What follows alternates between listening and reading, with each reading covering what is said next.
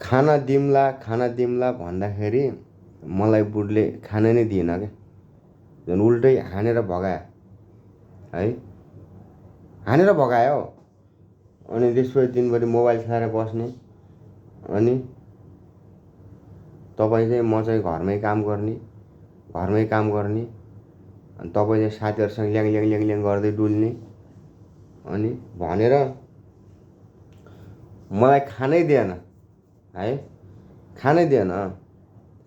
अनि म चाहिँ यो रियल पीडा हो क्या, रियल पीडा। यो नकमाउने श्रीमानलाई एकदमै गाह्रो हुन्छ, एकदमै गाह्रो। नकमाउने श्रीमान भयो भनेपछि एकदमै गाह्रो हुन्छ। बुढी जागिरी गर्ने भयो भनेपछि श्रीमानलाई एकदमै गाह्रो हुनेछ।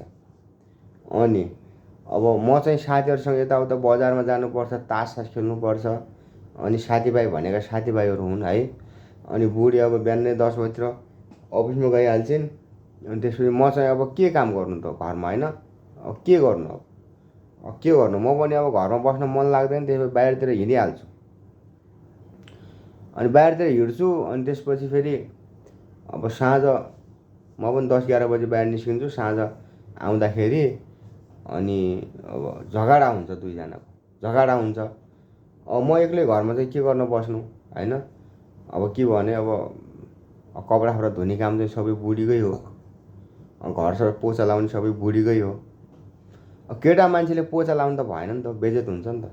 यताउता गाउँघरमा हिँड्दाखेरि पनि हे केटा मान्छेले पोचा लगाइराख भन्ने हुन्छ। त्यही भएर म एकदमै पीडित छु। मलाई न्याय चाहियो। मलाई आज बुढले खाना नखाएर, खाना नदिएर मलाई भगाएर म अर्को कोठामा अहिले आएर बसेको छु। अनि अब म अर्को कोठामा आएर बसेको छु। अनि मैले बुढीको तलब पनि नखानु रे है।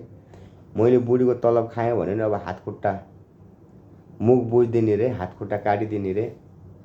अनि मैले के भनेको थिएँ भने बुढीलाई, अरू धेरै नभए पनि तिमीसँग पैसा महिनाको मलाई 5-10 हजार जति खर्च, 10 हजार जति खर्च देऊ, मैले केही मागेको थिएँ तिमीलाई भन्दाखेरि, अनि मेरो बुढीले चाहिँ बरु म तँबाट डिभोर्स लिन्छु, तर म तँलाई 5-10 हजार पैसा म दिन्न भन्ने कुरा भयो। अनि म डिभोर्स गर्न सक्दैन म उनीसँग है, उनलाई म एकदमै माया गर्छु। अनि यो मलाई न्याय चाहियो।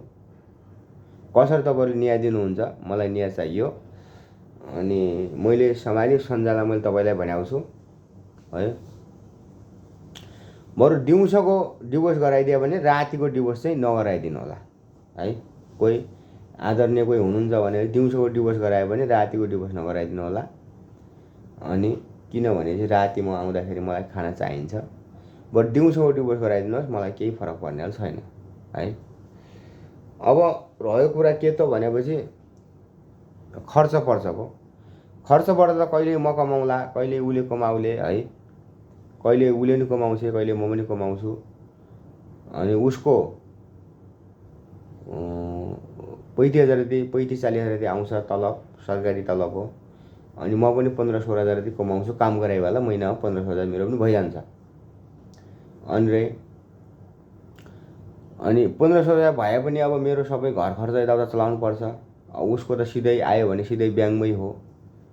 अनि चाहिँ छोराछोरीहरूलाई अब छोराछोरीहरूलाई त्यही फी दिनुहुन्छ उहाँले। अनि त्यही भएको कारणले म एकदमै पीडित छु। यो भिडियो सबैसम्म तपाईहरु सेयर गरिदिनु होला है, एकदमै सेयर गरिदिनु होला। म एकदमै पीडित छु है। अनि म यता अलग्गै कोठामा आइन बसेको छु। अनि त्यही भएर मलाई एकदमै गाह्रो भयो है।